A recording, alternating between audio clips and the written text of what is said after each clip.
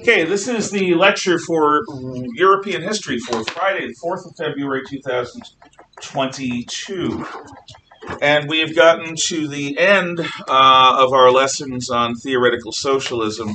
What we're going to do, overcoat, please, sir, overshirt. Yeah. What we're going to do is we are going to go through nation by nation set of examples, and I will be talking about them in terms of whether they're internationalist socialist or nationalist socialist, whether they are ideological or pragmatic socialists, whether they are, let's see, what are the other divisions? That's my ancient history notes. Whether they are revolutionary or evolutionary, and whether they are chaotic, anarchic, or hierarchical and lawful. Also, I'll be showing you or talking about some movements that have some totalitarian characteristics, but are anti-communist. And I'll be showing you pictures of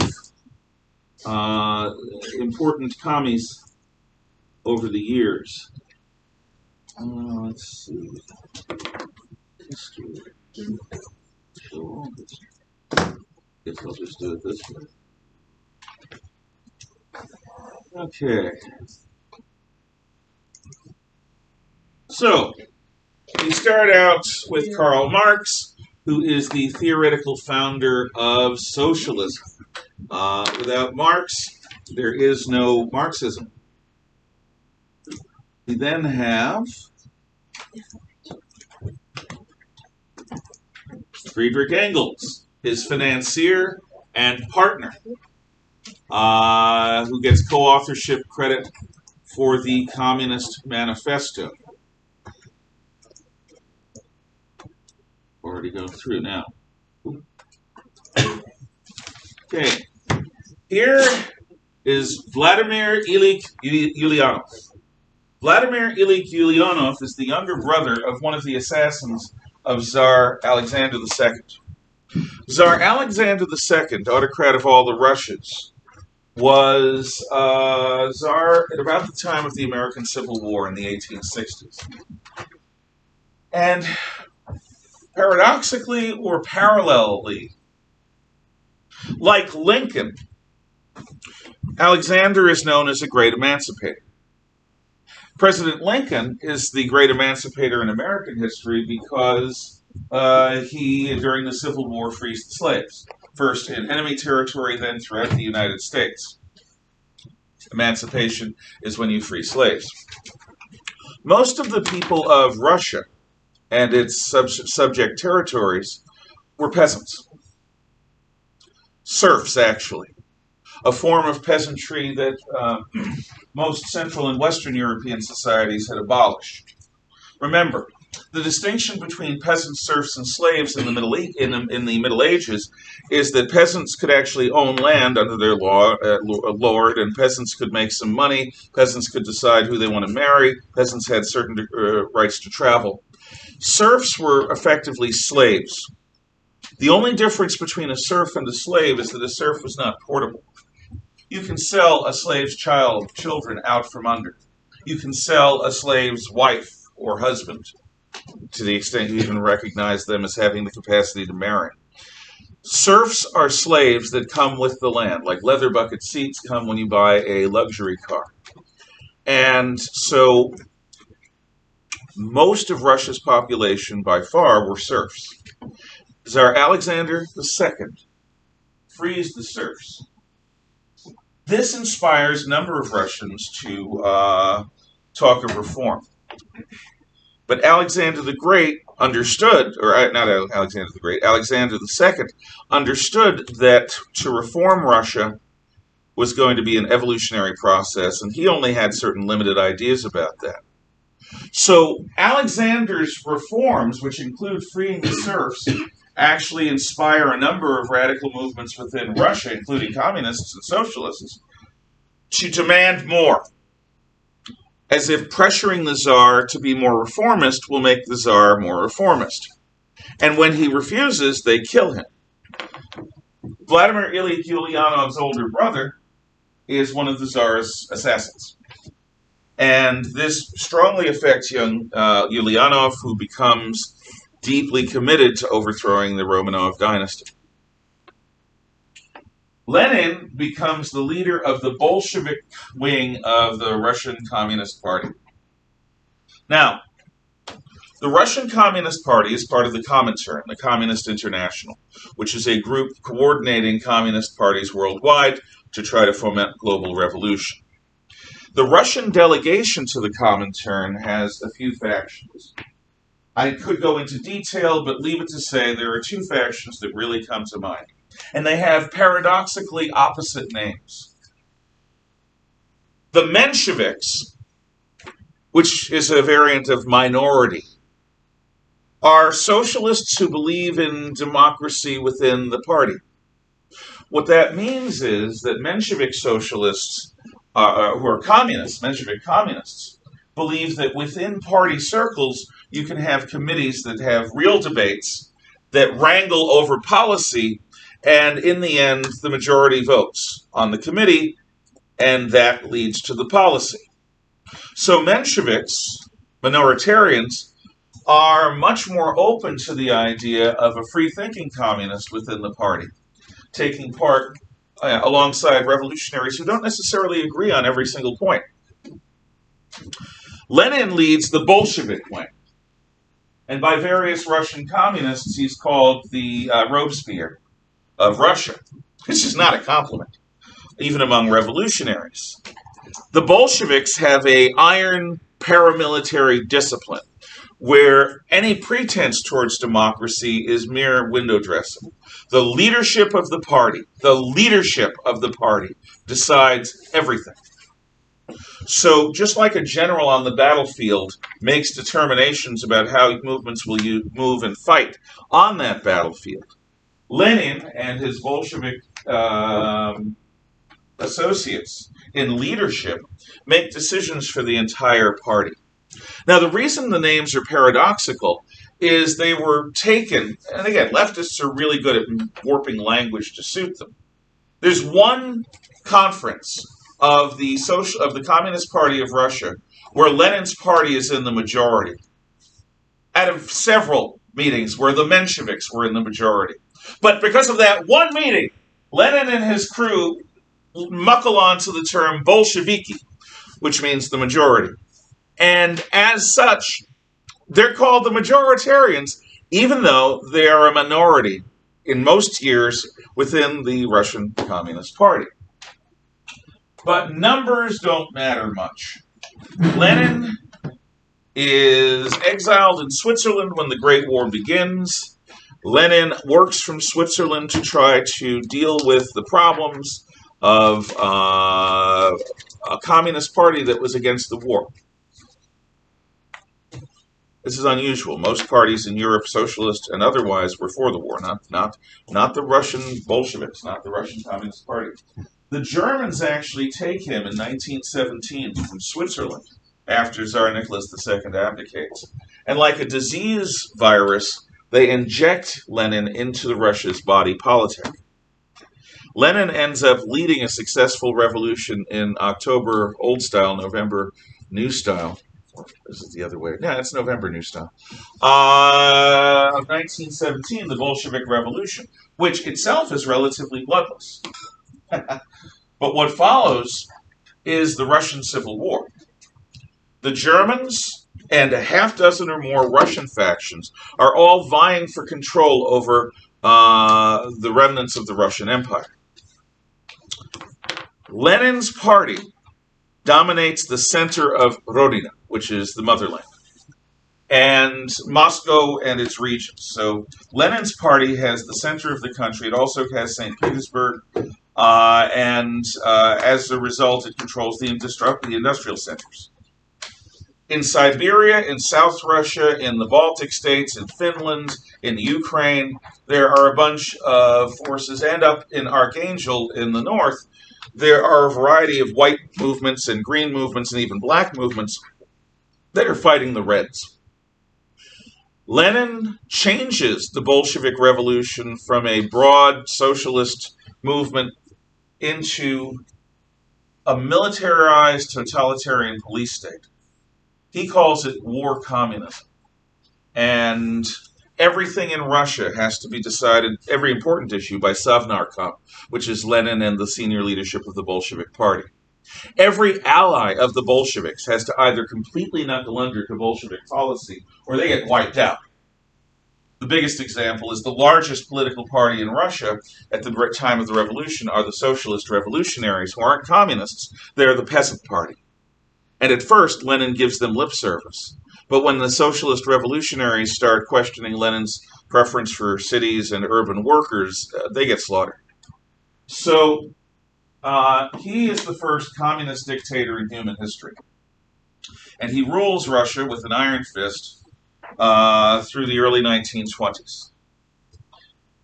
He then, at the end of his reign, lightens up and allows for a certain degree of private industry at the local level, lemonade stands, garden stands, things like that, which is called a new economic policy. The Bolsheviks still control the vast majority of Russia's economy and society, but they'll allow peasants to sell some lettuce and make a little bit of money so that the society can normalize and so that more food is produced.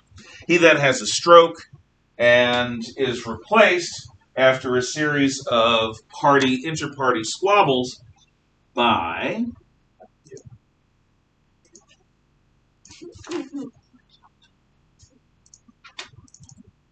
Yosef Vissarionovich Djugashvili. Yosef Vissarionovich Djugashvili is born in the Asian country of Georgia. He's a Georgian. Djugashvili's mom is very involved in his childhood, and he is sent to seminary, to a Russian Orthodox seminary to become a priest. But young Djugashvili is not interested in the restrictions of the life of a priest. He learns how religions can be used to control people, and then he breaks away, joins the Bolshevik wing of Russia's Communist Party, takes part in a couple of bank robberies, and ends up getting sent to Siberia to serve prison terms for being a terrorist revolutionary under the Tsar. In the Bolshevik Revolution, he's a very minor figure. In the Russian Civil War, he has two shining moments. The first is a success. He helps defend the city of Tsaritsyn on the Volga, which later is going to become Stalingrad, which is later going to become Volgograd, which is what it's called today. And he leads a defense of that against forces attacking it in 1918. In 1920, Stalin is deeply involved in the invasion of Poland, which is Lenin's attempt and Trotsky's attempt to spread the revolution from Russia across Poland to Germany. But Stalin gets in a squabble with the other military commanders.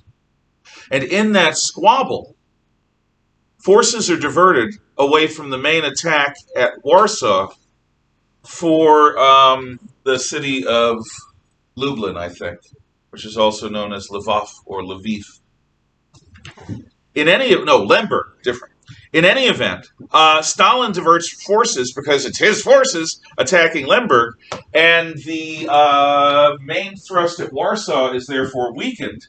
And at the miracle of the Vistula, Marshal Piłsudski defeats the communists and drives them back eastward and actually expands Russia's borders deeply into White Russia and even parts of the Ukraine and Lithuania. So Stalin is personally responsible in some ways for the biggest defeat of the Red Army in its attempt to communize the rest of Europe. He becomes General Secretary of the Communist Party of the Soviet Union, which means if there's a job that requires a lot of work and no imagination, the other old Bolsheviks who consider themselves to be intellectuals say, give it to Stalin. Yes, Djugashvili takes a number of revolutionary pseudonyms like Koba, which they name an ape after in the new Planet of the Apes movies, Koba. But his chosen name is Stalin, which means man of steel. All you need to do to understand the man's psychology is to understand that this guy chose to be known to the world as Joe Man of Steel. That's it. He is a harder worker than anyone around him. And as General Secretary of the Communist Party of the Soviet Union, Stalin places people loyal to him in key positions. He then outmaneuvers Lenin at the end, who wanted to get rid of Stalin because he was too rude.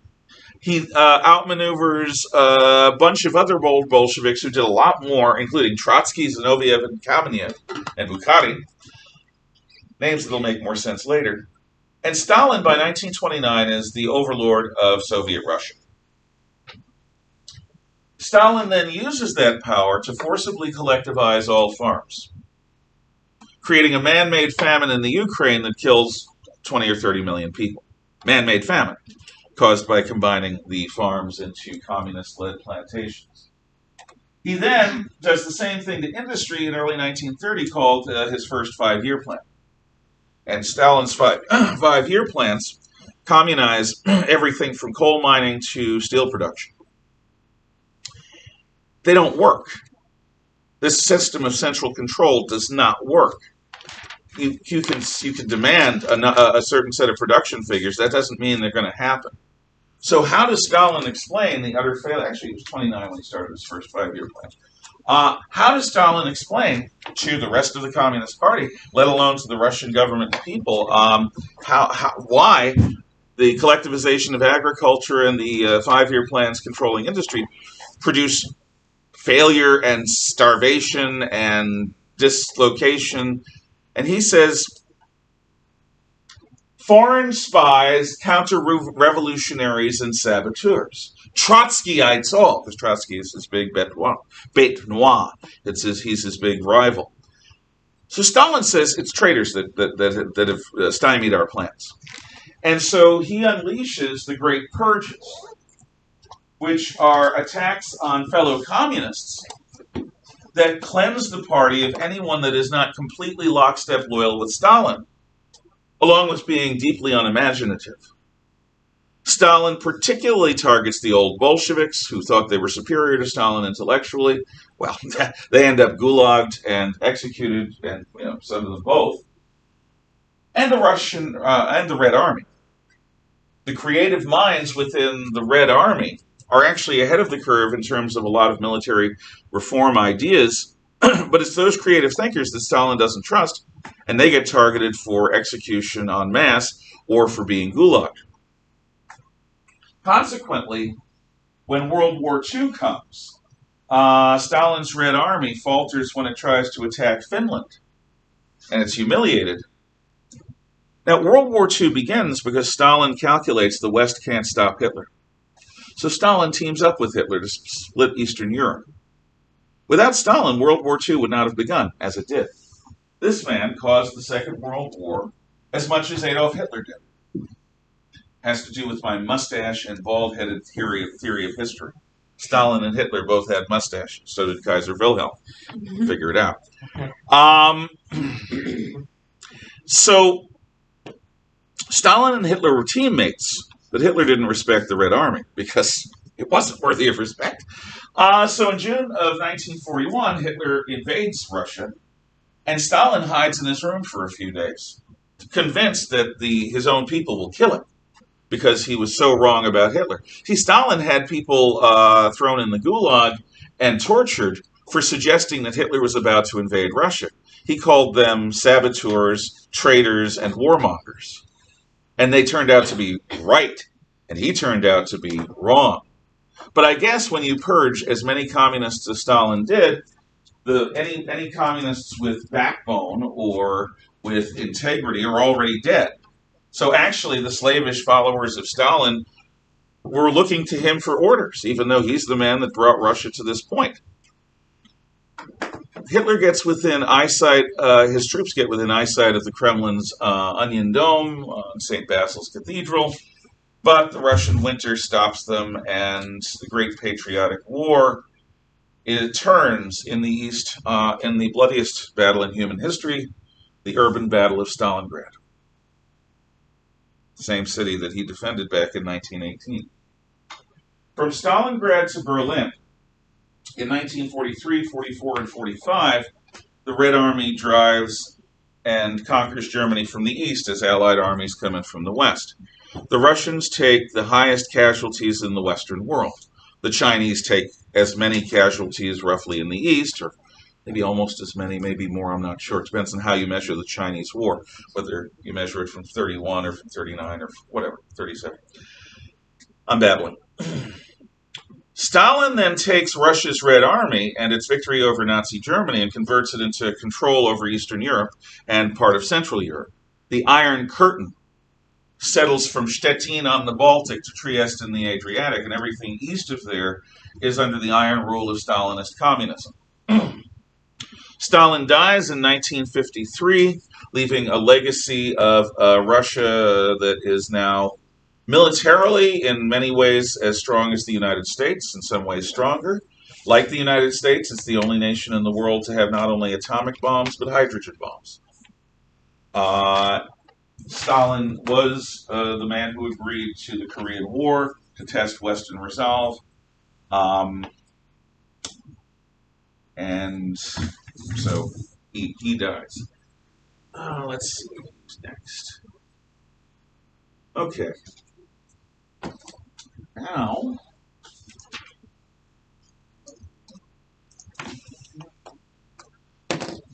okay. Before we go to Mao, yes. So what was the biggest difference between Stalin and Lenin and what they wanted to achieve in their country? Okay, if you ask most communists, they'll say Lenin was a real communist, Stalin was in it for himself. They try to call Stalinism something distinct from communism. No, Stalinism was a branch of communism, as Leninism was. Lenin didn't purely apply Marx. Lenin did what Lenin needed to do to rule Russia and make it strong under his communist government. Stalin does the same thing. But Stalin is willing to fuse Russian nationalism with communist theory. Lenin probably would not have done that. Stalin was not even Russian. He was Georgian. But like Hitler being an Austrian controlling Germany and Napoleon being a Corsican controlling France, there's a certain willingness to see the national culture as heroic. I'll go into this a lot more detail. Most communists would say Stalin was way too violent about the way he did things to other communists. I would argue that Stalin was more straightforward than most communists, and that his concept of the dictatorship of the proletariat is what inspired George Orwell to write 1984. So.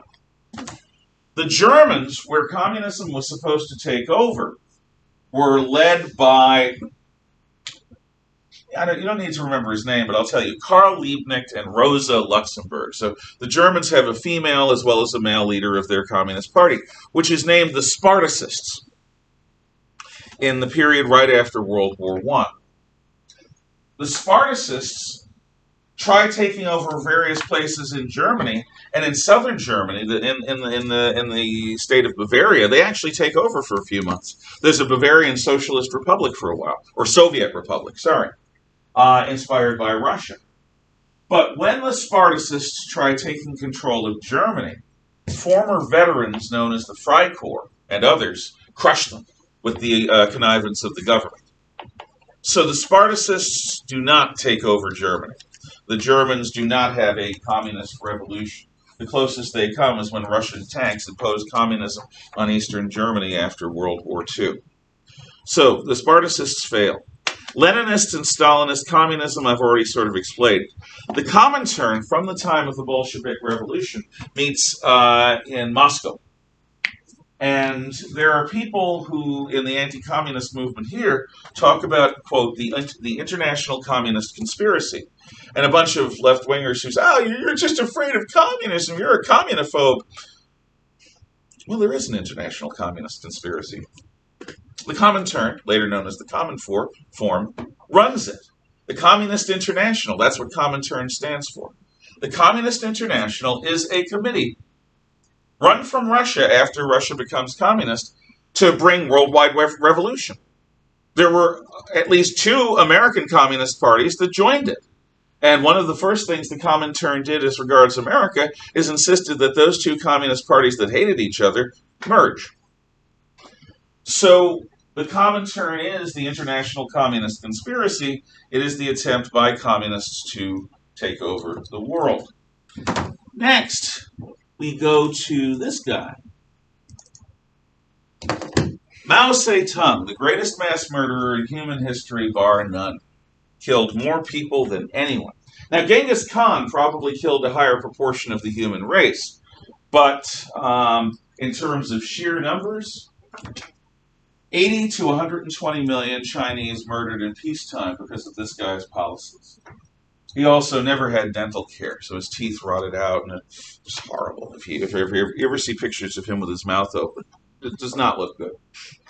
And this haircut, the special haircut, during the Cultural Revolution in the 1960s, people were beaten and publicly confessed and then killed for having a haircut that might resemble this, because you're trying to be like the great chairman Mao? How dare you? Mao leads the Chinese Communist Party at a time when Stalin prefers a different group of socialists within China called nationalists. The Chinese nationalists are supported by Stalin.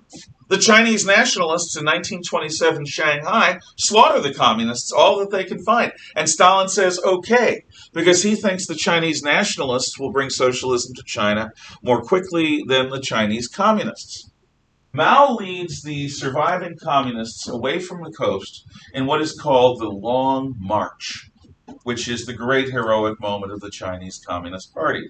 In this Long March, which is thousands of miles of literal marching, the surviving communists wither until they get to a city called Yan'an, near the Mongolian border and the Russian border, and where they can be supported by Moscow. Meanwhile, the nationalists never really get a chance to run China. First, they're fighting a bunch of local warlords. Then the Japanese invade. In 1937, they invade all of China. So the nationalists are constantly fighting the Japanese. Today's Communist Party likes to talk about the heroic fight against the Japanese. The Chinese Communist Party sat that out. For the most part, the Chinese Communist Party had nothing to do with fighting the Japanese. They were biding their time until after the war. So, the Japanese are defeated by the Americans, and the Chinese nationalists now think they will finally get control of the country. But in the final days of World War II, after we drop the Nagasaki bomb, Russia declares war on Japan. And with that pretext, Russia invades northern China and is using the Chinese Communist Party as its tool. With Russian support, from 1945 to 1949, October 1st this man's party wins the Chinese Civil War, driving the nationalists to the island of Taiwan, which is where the current nation of Taiwan comes from. Taiwan had been a Japanese colony from 1894. So Taiwan has never been part of Communist China. From October 1st, 1949, the Communist Party of China changes China. They persecute anyone connected with the old order. They get involved in how peasants farm their fields. They get involved in everything. You can't be a shop holder. You can't write the old way. And from 1949 until his death in 1975, Mao's China destroys the Chinese written language, replaces it with a simplified version, renames everyone and everything in China using the new simplified language and characters. So the words are all different, both written and spoken. Destroys as many of the old Confucian classics as he can get his hands on. Destroys as many historical sites in China as he can get his hands on. They fight against the four olds, which include the role of the Chinese family. In the Great Leap Forward from the late 50s to the early 60s, the Chinese Communist Party collectivizes agriculture just like Stalin did, except in this case we're talking well over 30 million people die as a result of this starvation. The Communist Party of China actually stands up to this guy in the early to mid-60s, in 63, 64, and gets him to stop the Great Leap Forward. However, in 65, those same people are targeted by his followers in what becomes known as the Cultural Revolution, a 10-year purge of Chinese Communist Party, where 14-year-old and 13-year-old and 12-year-old kids are given little red books of Mao saying, that's the truth, AK-47 rifles, and the power of life and death over everyone. And these adolescent judges, called Red Guards, go everywhere in China. Everyone is involved in mass meeting after mass meeting after mass meeting. Teachers like me are heckled for hours. We wear giant dunce caps with our crimes written on them. Then we are beaten. The crowd comes up and takes their licks. And then either we're sent to slave labor or we're killed right in front of the crowd. And during this process, as we're trying not to die, most of the people who are targeted have to scream to the high heavens their guilt at trying to attack the Chinese. Every member of the Chinese Communist Party and many members of the society that have important jobs have to keep a journal of all of their faults. It's like Catholic confession or Christian confession, except they're writing all of their thoughts, words, and deeds against the Communist Party, and they have to show it to their superiors. The only man in China important enough not to have to do that is Mao himself. 80 to 120 million dead in peacetime. Thank the Lord, he finally dies in 1975, and China changes after that to become less communist and more National Socialist. Now, in North Korea, which is a client state of China, and Russia, or colony, call it what you will, I guess I'll do Ho first. I have to go back. There's, You passed them. no, I'm doing Kim. Oh. Here we go. Yay. Okay, North Korea. Kim Il-sung, this guy's grandpappy, is the leader of North Korea's Communist Party. In the summer of 1950, his grandpappy gets permission to try to reunify Korea under communism. So Kim Il-sung launches the invasion of South Korea, which begins the Korean War. The United States intervenes, and under one of the only times the United Nations organization does anything really useful, the UN, the Soviet Union is boycotting, actually chooses to fight, and they drive the Norks back into North Korea.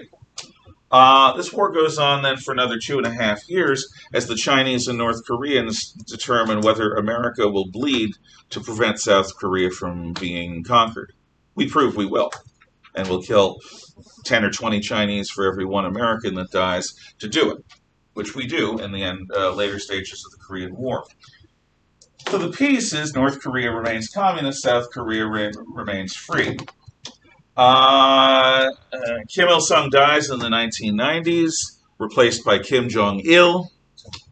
And Kim Jong-il dies in around 2010, 11-12, and Kim Jong-un takes over. He's since lost some weight. North Korea is a place where you can be born a third-generation slave because your grandfather said something bad about the North Korean Communist Party. Yep. And you're bred by the state to have children so that the slavery goes on. In North Korea, there is precious little of anything except for weaponry. Whenever the North Koreans talk about us, they call us one word, American bastards, because that is how they refer to us. We're not Americans, we're American bastards, because we had no business interfering with their attempt to unify Korea under communism. It is a regime that even the Chinese communists in their private moments call bat-nuts crazy, and they are there to basically threaten the South. This regime has over 100,000 artillery pieces, some with nuclear weapons, targeted on a modern city of about 10 million people, Seoul, South Korea. Everyone in South Korea lives under the threat that these guys will just go to war. We still have troops there to try to prevent that. Oh, and we're still officially at war with this guy because there was no peace treaty settling the Korean War. There was a ceasefire. That's it. Quick. What year did they start trying to invade South Korea? 1950. So the Korean War is 1950 to 1953. Stalin's death had a lot to do with ending the Korean War. Yes?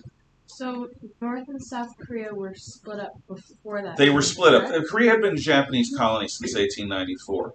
At the end of World War II, because the Russians are moving in from the north, North Korea is under Russian control, South Korea is under American control because it's proximate to Japan. That's where Korea was divided.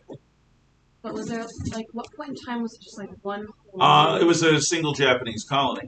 Oh, so it was like From 1894 to 1945, and before that, Korea. Korea has an interesting history. It's not a history I know a lot about, but Korea has been unified and disunified from ancient times. It is the Poland of East Asia. It's between China and Japan, but it's got its own distinct culture. Okay. Okay, now we go to Uncle Ho. What? Vietnam. Ho Chi Minh. Let's see if I found the right one here. Yep. Okay. Uncle Ho, Ho Chi Minh, is the founder and leader of the Vietnamese Communist Party. In World War II, when the Japanese take over French Indochina, he leads the Viet Minh against the Japanese. We help him.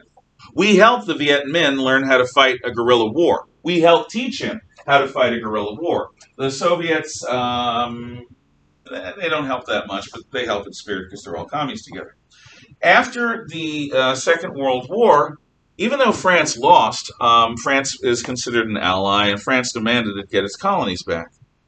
We allowed it. So the French marched back in, even though we promised Ho Chi Minh that the Vietnamese who fought the Japanese would get their own independent country. And Vietnamese are notoriously xenophobic. They are not warm and friendly to outsiders as a matter of culture. So when the French march in, the war continues, except this time the Viet Minh are fighting the French. They defeat the French in 1952 or 3 at the Battle of Dien Bien Phu, where the French beg America to use atomic bombs to stop the Viet Minh. President Eisenhower shakes his head and says, stay away from it, because it was a crazy suggestion. And there's an agreement made at Geneva that there'll be a national election. But there's a fear that the communists will steal the election. So instead, Vietnam is going to be divided along the 17th parallel, a lot like Korea was divided. The North will go communist, the South will be democratic. This doesn't work out. The North wants the South. In 1960, they begin infiltrating forces, and there's a major war between the North Vietnamese trying to take over the South, between the South Vietnamese communists known as Viet Cong trying to overthrow the South, and with the Russians and Chinese trying to push communism south into Vietnam, Cambodia, Laos, and Thailand, and the Americans trying to prevent all this by supporting the South regime. It is a giant cluster mess. And after 10 years of direct American involvement, the American people decide to leave. We leave in 73. 2 years later, North Vietnamese tanks roll into Saigon, capital of South Vietnam. Ho Chi Minh has died by this point, but they named the old city of Saigon Ho Chi Minh City. It's the second city of communist Vietnam, and over 1 million Vietnamese are then murdered because they were stupid enough to trust the United States would not let them be left alone with the communists. I've got to go fast. So, founder and leader of Vietnamese communism. Then we go to, let's see, I don't want to do Fidel yet. I'm going to do the Asians. So we go to this guy. This is Pol Pot. Pol Pot is the leader of the Cambodian Communist Party. Cambodia is a part of French Indochina, and it's right next to Vietnam along the coast of the South China Sea. In 1975, within a month of the fall of Saigon, Pol Pot's Communist Party, the Khmer Rouge, take over Cambodia. Now, the Khmer are the people who built the city of Angkor Wat. They're a medieval Cambodian society that people look back upon. Pol Pot believes that the modern world is at variance with genuine communism. He's an agrarian communist. So Cambodia's cities are emptied at gunpoint. Anyone who has fillies in their teeth or eyeglasses is killed as somebody who's compromised with the modern world. Anyone who can speak a foreign language or knows advanced math is killed because they have compromised themselves by joining with the modern world. Anyone who had connection to the old government in Cambodia was killed because they had connections to the modern world. Anyone who didn't, day by day, follow the orders of the Khmer Rouge in death camps where everyone had been moved to was killed. You again have 12 and 13-year-olds with the power of life and death. What they used to famously do is get a plastic bag, take a guy out back, put the bag around his head, tighten it, and watch him strangle to death as they smoked and had tea. They would do this for fun. In 1979, the Vietnamese communists are the good guys. They invade and conquer what this guy called Kampuchea. He renamed his country. Between 75 and 79, during a less than 4-year regime, Pol Pot and his Khmer Rouge managed to kill more than a third of the people of the country. Now, in terms of body count, Mao Zedong outkills him. But in terms of proportion of the nation's population that you kill after taking over, nobody beats Pol Pot. This guy gives the Black Death competition. No one else in human history kills over a third of his population. So, bat nuts crazy, I guess, is not simply restricted to North Korea. So that's Cambodian communism.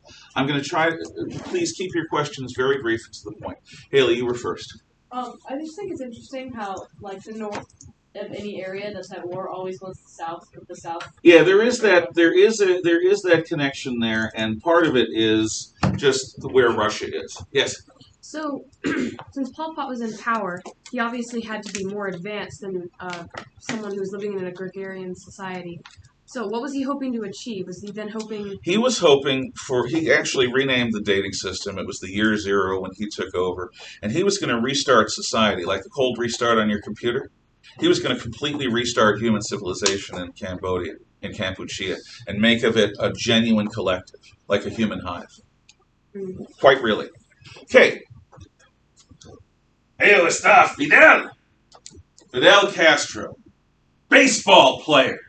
Like good Central Americans are. People love baseball in Japan and throughout Latin America, even more than they love it here in the United States. This guy was on his way to be a baseball star, but then I think he had an injury. And so he founded the Cuban Communist Party. He ends up fighting... Why not? Yeah, that's similar. He ends up fighting... the government of Cuba, which has teamed up with the American Mafia, of all things, in the late 1950s, actually New Year's Day, 1959, Castro and his forces take over Cuba. At first, he tries to make noises about Cuba being a democracy, but everyone knows he's a communist. And the CIA backs a group of Cuban refugees who wanted to take over Cuba from Castro. At the Bay of Pigs they land, and they get slaughtered because it was a badly planned operation. Castro then declares that he's a communist, joins with the Soviet Union. 2 years later, Russian missiles are found being assembled in Cuba, and the world comes this close to nuclear war in an event called the Cuban Missile Crisis, which I'll describe in greater detail. Now, Castro ruled Cuba until he basically withered and died just a couple years ago, and now his brother Raul rules, because in a communist utopia, if you're a family member of the old ruler, of course you become the ruler. But it's not a monarchy. No, it's definitely not a monarchy. How dare you think it's a monarchy, despite what you see? Who are you going to believe, your eyes or me? And of course, one of his sidekicks is Che, and he's killed by the Bolivians. And then... let's keep going. We got Hugo Chavez, Venezuela, the most oil-rich country in Latin America. Venezuela, which has enough oil resources to make its country paradise, is taken over in a semi-democratic, semi-revolution by this guy who speaks for Los Indios, the Indians, and the poor. And what he does in Venezuela isn't formal communism. It's very disorganized. But he sets up a system where the party runs everything and where street thugs enforce the party's will. He dies a few years ago. Oh, he claimed that we were trying to assassinate him. Well, if we were trying, we didn't try hard enough because he didn't die. His successor is still presentator, really, dictator. President of Venezuela, his name is Nicolas Maduro. Maduro has lost a couple of elections, but his guys have the guns, and the Chinese communists and Putin's Russia support him, so their tyranny still goes on in Venezuela, just as the Cubans still are under communism. Now, I think I may be close to the end of my cavalcade of commie celebrities, but let's see. No, oh yeah. How can we go without Comrade Xi? Comrade Xi is the current presentator of China. President for life, I think he is now. From 1975 until about 2014, China adopted a national socialist policy of economics. They encouraged free enterprise under communist political control. In 2014, this guy becomes the leader of the Communist Party, and he changes course. Instead of China working with the United States as an economic partner to build business ties, he decides to establish Wolf Warrior diplomacy, named after a Chinese adventure movie. And Wolf Warrior diplomacy is China bullies everyone around it simultaneously. They've even bullied Russia about Siberian territory, Mongolia. They've taken over Afghanistan because the Taliban are in their pockets, so are the Pakistanis.